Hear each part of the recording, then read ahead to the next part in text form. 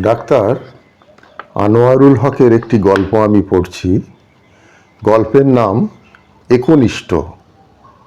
কাছারিপাড়া নামে একটি ছোট্ট গ্রাম ছিল, যেখানে মানুষের প্রধান জীবিকা ছিল কৃষি কাজ। এই গ্রামেরই এক ছেলে শুভ। ছোটবেলা থেকে সবার চোখে পড়ত তার মেধা ও প্রতিভার কারণে। শুভর ছিল বই পড়ার এবং জ্ঞান অর্জনের অদম্য ইচ্ছা। তবে তার পরিবারের আর্থিক অবস্থা ভালো ছিল না, তাই উচ্চশিক্ষার জন্য শহরে যাওয়া তার পক্ষে সম্ভব ছিল না। শুভর বাবা মা চেয়েছিলেন যে সে কৃষিকাজে তাদের সাহায্য করুক, কিন্তু শুভর মন পড়াশোনায় মগ্ন ছিল।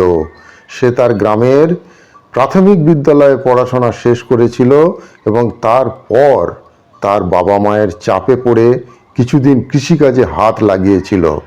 তবে শুভর মনে গভীর ছিল যে শিক্ষার প্রতি তার গভীর আকাঙ্ক্ষা আছে।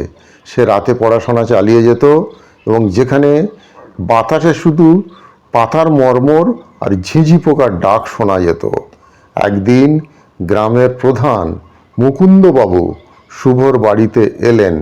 তিনি শুনেছিলেন শুভর পড়াশোনার প্রতি আকাঙ্ক্ষা এবং একনিষ্ঠতার কথা।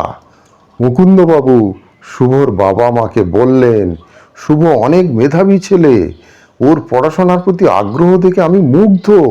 আমি চাই ও উচ্চশিক্ষা গ্রহণ করুক এবং গ্রামের মুখ উজ্জ্বল করুক। আমি ওকে শহরের পাঠানোর ব্যবস্থা করছি এবং সেখানে যাতে ও ভালোভাবে পড়াশোনা করতে পারে।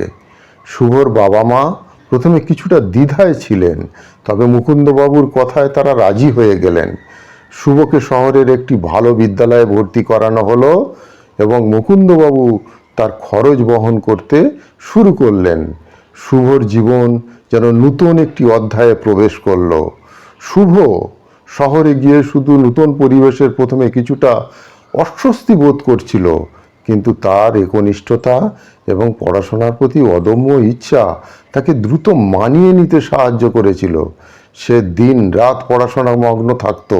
তার লক্ষ্য ছিল ভালো ফলাফল করে উচ্চশিক্ষা অর্জন করা। কিছু বছরের মধ্যে শুভ তার স্কুলের সব পরীক্ষায় শ্রেষ্ঠ ফলাফল অর্জন করল। সে মেধা তালিকায় শীর্ষে উঠে এলো এবং একটি নামকরা বিশ্ববিদ্যালয়ে ভর্তি হওয়ার সুযোগ পেল। শুভর একনিষ্ঠতা ও পরিশ্রম তাকে আরও উচ্চশিক্ষায় নিয়ে গেল। বিশ্ববিদ্যালয়ের পড়াশোনা শেষ করার পর শুভ একটি বড় কোম্পানিতে চাকরি পেল। সে তার পরিবারের আর্থিক অবস্থার উন্নতি ঘটাতে পারল এবং গ্রামের উন্নয়নে অবদান রাখতে শুরু করলো। সে তার গ্রামের স্কুলে নতুন ভবন নির্মাণ করালো, শিক্ষকদের বেতন বাড়ানোর ব্যবস্থা করলো, গ্রামের শিক্ষার্থীদের জন্য বৃত্তির ব্যবস্থা করলো। শুভর সফলতা শুধু তার নিজের জন্য নয়, তার গ্রামের জন্য একটি বড় অর্জন ছিল। সে সবাইকে দেখিয়েছিল কিভাবে একনিষ্ঠতা এবং পরিশ্রমের মাধ্যমে জীবনের লক্ষ্য পূরণ করা যায়।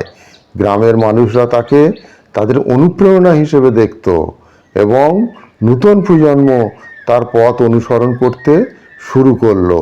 শুভ তার জীবনে কখনো তার লক্ষ্য থেকে বিচ্যুত হয়নি। তার একনিষ্ঠতা তাকে তার স্বপ্ন পূরণের পথে এগিয়ে নিয়ে গেছে।